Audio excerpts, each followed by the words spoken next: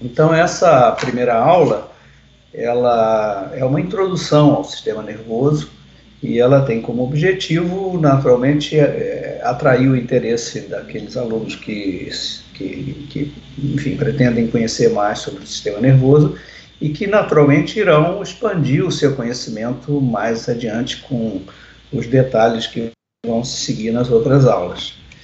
Então, o sistema nervoso, ele tem vários níveis de existência, né? E a gente pode abordá-lo cientificamente de acordo com o nível que a gente prefira utilizar e dos métodos que a gente dispõe. Então, nessa figura, a gente vê que existem explicações mais sistêmicas, mais holísticas, assim chamadas, então, assim, no plano da sociologia, da psicologia e tal.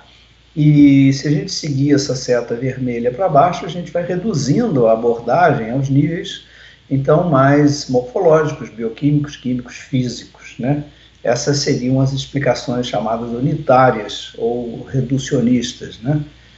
Então, o que nós vamos fazer é, assim, migrar por essa seta vermelha, depois a seta azul, e para ter, assim, digamos, uma cobertura bem genérica de como você pode abordar o sistema nervoso usando esses chamados níveis heurísticos, né? Heurístico quer dizer níveis de conhecimento, né? De abordagem.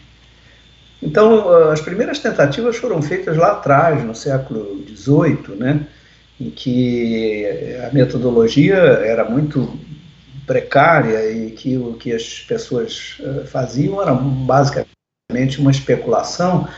Então, os estudiosos, vamos dizer assim, do sistema nervoso, eles praticamente inventavam funções, né? Assim, baseadas na observação dos outros. Por exemplo, se vocês veem essa figura aqui à esquerda, a gente tem uma função que é idealismo, outra função que é espírito secreto, né? Enfim, tem várias funções assim que não tem muita ressonância com a realidade dos fatos, mas eles acreditavam que essas eram funções psicológicas e mais do que isso, eles acreditavam que quando essas funções estavam mais desenvolvidas no cérebro de alguém, então elas produziriam digamos, um calombinho no crânio, né? E daí surgiram, como vocês podem ver aqui à direita, os chamados consultórios frenológicos ou craniométricos, em que o médico, o profissional, não sei bem como chamar naquela época, ele fazia uma série de medidas cranianas da pessoa e com isso ele dizia, você é mais dotado de idealismo, você tem um calombo aqui, ou você é mais dotado de espírito conjugal, imaginem, porque você tem um calombo do lado de cá, e era como se fosse um mapa astral, vamos dizer assim, da pessoa, né? Claro que isso tinha muito pouca ressonância prática, né? E, enfim, não era uma abordagem científica, mas o interessante da frenologia é que ela foi o primeiro momento na história da neurociência em que se considerou o princípio da localização de funções, quer dizer, o princípio de que a cada função corresponderia uma área cerebral especializada naquela função. Então, isso atingiu, assim, digamos, um nível mais científico, né? Com esse neurologista francês, Broca, Pierre-Paul Broca, que em 1864 ele começou a coletar casos como este aqui, de pessoas adultas que de um dia para outro perdiam a capacidade de falar. E essas pessoas naturalmente eram vítimas de acidentes vasculares encefálicos, morriam, e o Broca corria atrás de remover o encéfalo da pessoa, e ele verificava que sempre havia uma lesão aqui, mais ou menos nesta região que vocês estão vendo aqui, circundada por um círculo amarelo, né? E ele então disse, como as pessoas tinham o sintoma principal era a incapacidade de falar, ele dizia, bom, a fala deve estar sendo coordenada ou comandada de algum modo por esta região cerebral. Então isso foi comprovado, ele recolheu, acho que 7 a 10 casos que foram apresentados na Academia de Ciências de Paris, e foi o primeiro momento na história da neurociência em que uma função complexa, como a fala, pôde ser localizada numa determinada região do cérebro, né? Depois apareceu um caso que também é muito famoso, de um operário ferroviário nos Estados Unidos, que acidentalmente teve uma barra de ferro, como se diz, penetrando o seu crânio aqui, como por esse trajeto vermelho aqui que vocês estão vendo à direita, fez um estrago enorme, fez uma lesão no polo frontal. E o que aconteceu? Esse indivíduo se chamava Phineas Gage. Esse evento aconteceu no dia 13 de setembro de 1848, e ele teve uma mudança de personalidade assim brutal. Ele era um operário padrão, assim, com uma família constituída, filhos, enfim, e de um dia para outro, depois que aconteceu esse acidente, ele se tornou um andarilho, abandonou a família, mudou a personalidade completamente, né? Então, esta região, esse polo frontal do cérebro do Phineas Gage ficou sendo considerado como uma região do julgamento moral. Por quê?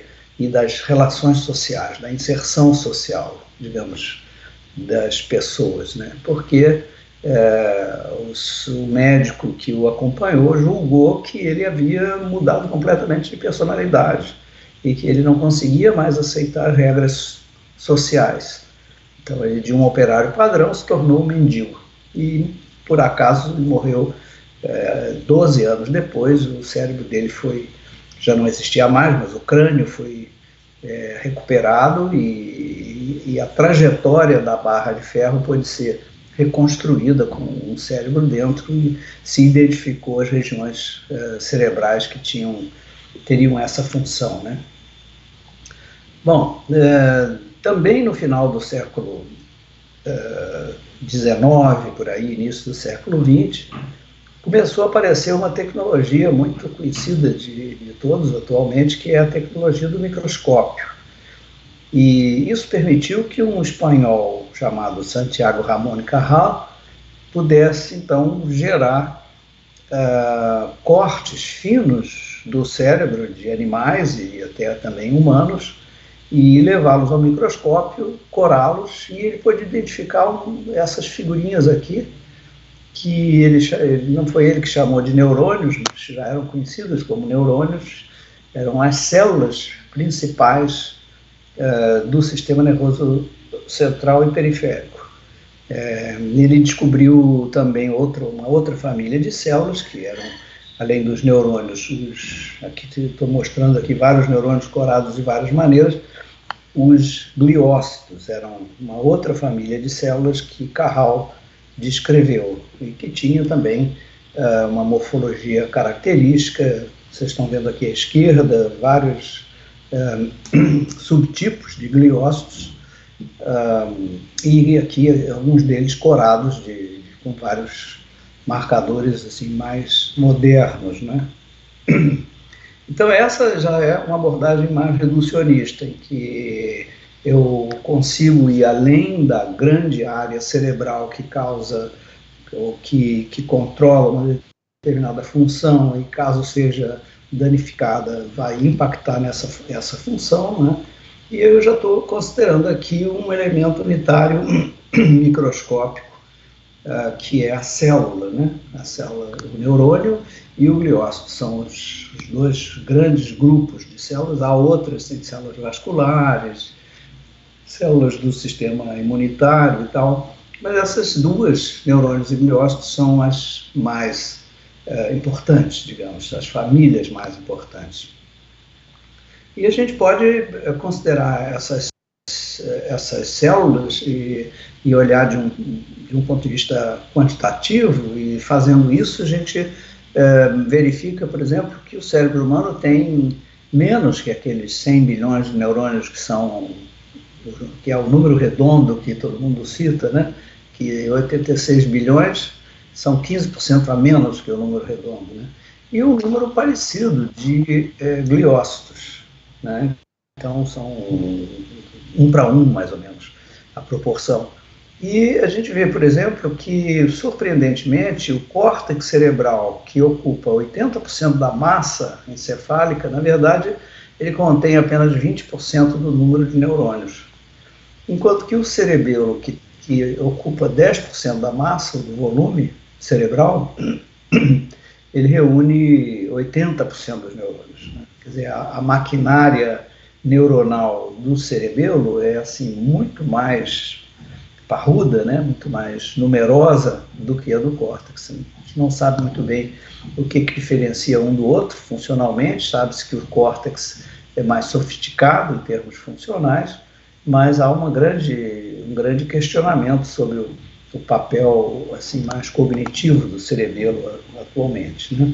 Então, o que eu estou falando até o momento é que a gente tem um encéfalo com várias partes. Essas partes podem ser olhadas de um ponto de vista anatômico, foi o que o Broca fez, o que o médico que acompanhou o Phineas Gage fez também, mas a gente pode olhar o tecido cerebral por meio do microscópio, e aí o que a gente vai fazer é observar os seus componentes celulares, neurônios e gliócitos, né?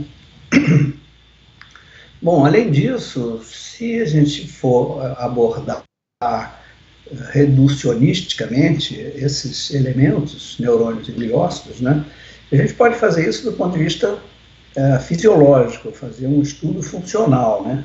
Então, isso seria o chamado reducionismo funcional. Essa abordagem, ela gerou uma linhagem de prêmios Nobel, desde Charles Sherrington, aqui fim do século XIX, já no início do século XX, Hodgkin e Huxley, e depois John Eccles, um pouco mais adiante. Mas, então, vocês veem o Prêmio Nobel de 32, depois de 63, foram todos, de Medicina e Fisiologia, né, foram conferidos a pesquisadores que trabalharam com a função do neurônio, principalmente, estudada com uma maquinária que é capaz de registrar os sinais bioelétricos e usando invertebrados. O que vocês estão vendo aqui, uma lagosta, por exemplo, eles usavam polvo, também lula, porque esses animais invertebrados, eles possuem neurônios muito grandes e as fibras dos neurônios são chamadas fibras gigantes, axônios gigantes. Então, se tornava muito mais fácil a experimentação. E o que eles descobriram? Eles descobriram que esses axônios gigantes eram capazes de produzir um sinal bioelétrico, que pode ser representado em gráfico desta forma aqui. E foram esmiuçando como é que esse sinal era gerado e chegaram à conclusão que a membrana desses neurônios, no caso das fibras neuronais, mas acontece a mesma coisa no corpo do neurônio, possuem canais iônicos, e esses canais, em um certo momento, se abrem, como acontece aqui, e quando esses canais se abrem, os íons que estão do lado de fora entram, e depois outros que estão do lado de dentro, como aqui, saem. Isso faz com que a voltagem da membrana, que é medida entre o lado de dentro, esse eletrodo aqui, e o lado de fora, que é esse eletrodo aqui, essa voltagem varie, mude, e a membrana despolariza. Ela tinha um sinal negativo, né, do lado de dentro negativo em relação ao lado de fora, atravessou o zero e passou a ser invertida, né? A polaridade da membrana passou a ter uma polaridade positiva, né? E isso depois volta ao normal, aqui em C, volta à situação anterior, e se restabelece digamos assim, o equilíbrio. Não estou entrando em muitos detalhes, porque tem um número grande de detalhes, quais são os canais, quais são os íons, a existência de uma bomba restauradora do equilíbrio entre o lado de dentro e o lado de fora, né? Mas esse conjunto de dados revelou que o sinal elétrico unitário produzido pelo neurônio é um impulso tipo tudo ou nada, quer dizer, digital, e isso foi chamado de potencial de ação. Então, os impulsos nervosos representam a linguagem do cérebro, quer dizer, o modo como o cérebro se comunica, como os neurônios se comunicam, é através desses impulsos gerados pelos neurônios. Muito bem, isso prosseguiu e o estudo da fisiologia cerebral usando o registro de potenciais de ação praticamente dominou o século XX, né? E sofisticou-se muito. Por exemplo, você poderia implantar uma prótese no crânio de um animal. Claro, você tinha que fazer isso sob anestesia, depois o animal era despertado da anestesia. Isso funciona mais ou menos como uma neurocirurgia em seres humanos, o animal não sente nenhuma dor. Depois ele fica com uma espécie de um capacetezinho e os eletrodos inseridos no cérebro permitem, sem qualquer sofrimento do animal, registrar a atividade elétrica, bioelétrica dos neurônios. Então, por exemplo, se você ensina o animal a fixar este pontinho preto aqui na tela, se ele fizer isso corretamente, ele ganha uma recompensa, um suquinho de laranja, que eles gostam muito, e você então começa a estimular o restante do mundo visual do animal. Por exemplo, num certo momento, se você estimular com uma barra amarela, você descobre uma certa região do espaço. Lembrem que o animal está fixando este ponto aqui, mas você descobre uma região do espaço que ativa um determinado neurônio aqui. E você registra os potenciais de ação desses neurônios. Então você pode fazer isso no animal atuante. Isso representa um avanço extraordinário na compreensão do sistema nervoso, porque você pode estudar o papel dos neurônios em diferentes funções, como aqui uma função visual. Você tem várias outras funções que você pode registrar. E quando você faz isso, você descobre que há neurônios muito sofisticados. Então, esse é um exemplo de um neurônio. Aqui, o que vocês estão vendo aqui é um histograma que revela a frequência de disparo de impulsos nervosos, de potenciais de ação, de um determinado neurônio do córtex cerebral do macaco, que responde a mãos. Reparem, a mão, palma da mão, o dorso da mão. Se você for simplificando a mão, o desenho da mão, o neurônio vai diminuindo o seu interesse, né? Disparando menos, e quando ela se transforma naquelas luvas de fogão, o neurônio praticamente para de disparar, né? Aqui embaixo, um neurônio extremamente sofisticado, que gosta de faces de macaco de perfil. Então, é um neurônio sensível a faces. E com o requisito, neste caso, deste neurônio específico, de que seja uma face de perfil. Se a face for frontal, o neurônio não dispara. Aqui o mesmo foi feito em pessoas durante neurocirurgias, com o consentimento da pessoa, e se pôde ver, por exemplo, neurônios que disparam com a fotografia da Julia Roberts, ou com o nome da Julia Roberts, e aqui com o nome da com a foto da Madre Teresa de Calcutá. Então, assim, nós temos neurônios de alta complexidade no nosso córtex cerebral que conseguem identificar faces ou figuras que podem ser figuras públicas, podem ser simplesmente pessoas da nossa espécie, como é o caso aqui do macaco, né? E isso é extremamente informativo sobre a função dos neurônios, porque isso significa que nós temos regiões no cérebro que são especializadas em reconhecer faces. E por quê? Isso é evolutivamente explicável, porque a face nos comunica muito, nos implementa a comunicação entre pessoas, né? E a gente reconhece na face de uma pessoa com quem a gente conversa emoções distintas, intenções diversas, um esforço de comunicação particular e assim por diante, né? Além disso, você pode fazer um registro mais complexo ainda, que está super esquemático, de muitos neurônios ao mesmo tempo. E isso pode ser levado a um computador, processa essa informação e devolve essa informação para um robô, um braço robótico. Então isso, reparem que o macaquinho está com os dois braços imobilizados, mas o cérebro dele está sendo monitorado e, de certa maneira, comanda o robô no lugar do braço. Então a gente pode ver, aqui são as direções de movimento e de identificação de movimento que o animal é capaz de realizar, e vocês aqui podem ver um vídeo de um trabalho publicado, que está aqui os autores, em que o macaco, os neurônios do macaco comandam o robô de modo a alimentá-lo.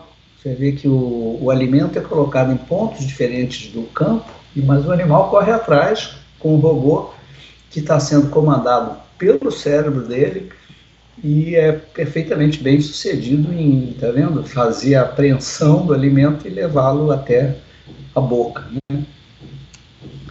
Então, o que a gente fez? A gente foi de explicações sistêmicas, holísticas, aqui no âmbito da psicologia, da fisiologia, fomos descendo aqui, acompanhando a seta vermelha, até chegar nos níveis mais elementares da morfologia neuronal. Não falei muito da glia, nós vamos ter pessoas especializadas em glia que vão falar bastante dela, que são as explicações unitárias. Agora, a gente pode fazer o movimento oposto, né? Vamos aqui na seta azul e vamos voltar das explicações unitárias para as explicações sistêmicas.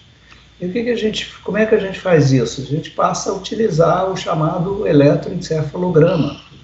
O eletroencefalograma pode ser registrado com uma touca no cérebro colocado no crânio de uma pessoa, sobre o couro cabeludo.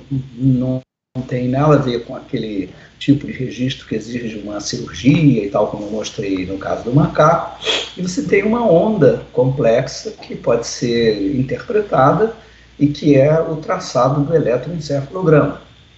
Então, quando você faz isso, você pode isolar eventos, ondas do eletroencefalograma que são relacionadas com um determinado estímulo. Então, por exemplo, se esse estímulo for dependente da atenção, você pode dizer que essa onda negativa aqui, ela está relacionada com um evento, uma função atencional, quer dizer, naquele momento ocorre um estímulo qualquer e a pessoa presta atenção naquele estímulo, aparece essa onda N1, por exemplo, ou essa outra aqui chamada P1. Né? Isso pode ser estudado e relacionado com diversas funções da pessoa. Uma outra maneira mais sofisticada ainda que todos um pouco conhecem, de certa maneira, que é a chamada neuroimagem por ressonância magnética. Então é uma máquina enorme aqui, na qual a pessoa é inserida, a cabeça da pessoa fica aqui dentro, e essa máquina é capaz de gerar imagens muito fiéis da anatomia do cérebro da pessoa, e além disso, ela é capaz de registrar a variação da atividade neural. Então, você vê, por exemplo, quando você pede a uma pessoa que está dentro da máquina de ressonância para mover o polegar, o que acontece é que você vê uma região cerebral mais ativa. Duas, na verdade, aqui e uma terceira aqui. Então, você pode mapear a região ou as regiões do córtex cerebral do indivíduo que são responsáveis pela movimentação do polegar. Se você fizer um estímulo auditivo, quer dizer, a pessoa ali dentro tem um fone de ouvido, ela ouve um som qualquer, uma música, etc. Então você verifica um aumento da atividade da região a qual se atribui a função auditiva, chamado córtex auditivo, em ambos os lados. Se você fizer um estímulo visual, quer dizer, Você, em vez do fone de ouvido, você coloca um óculosinhos na pessoa que é capaz de gerar, enfim, luzes, cores, imagens, etc. Então você tem aí a região visual mais ativa, né?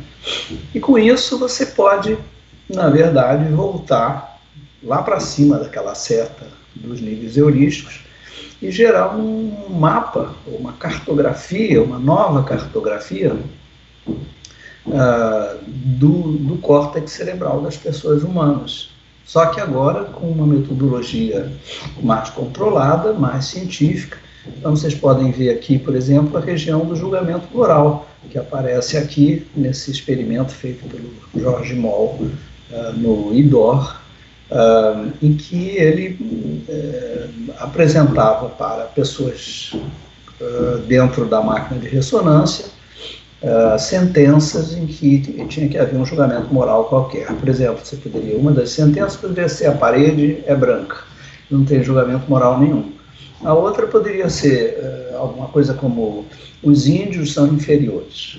Né? Então, é uma frase absurda, mas para a qual qualquer pessoa faz um julgamento moral. Então, umas serão contra, outras serão a favor, outras mais ou menos, mas a capacidade de fazer esse julgamento moral mora, sem trocadilho, neste polo frontal dos dois hemisférios cerebrais, que é justamente aquela região que foi atingida pela barra do Phineas Gage. Está aqui a região do julgamento moral. E assim você pode identificar regiões de prazer, regiões de atenção visoespacial, planejamento motor, aqui raciocínio analítico, aproximações matemáticas.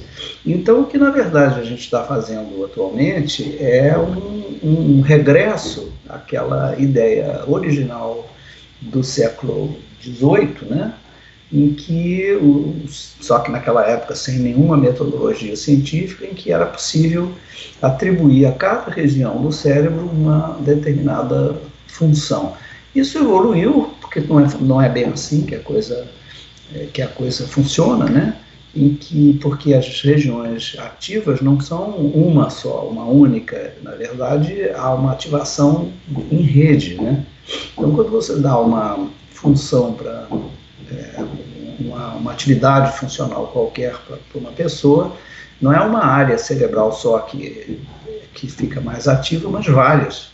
Então, aqui, por exemplo, você tem regiões que são ligadas à identificação de características visuais, significado de palavras, orientação visual, e elas ficam ativas simultaneamente quando, por exemplo, você lê uma frase descrevendo uma cadeira.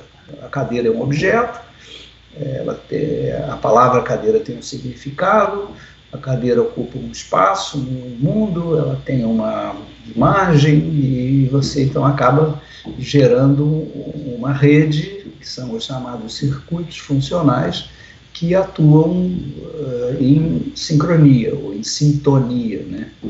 Isso levou ao conceito de redes neurais, e isso tem todo um tratamento de computação que pode ser utilizado, né, de rede, um conceito chamado grafos, em que você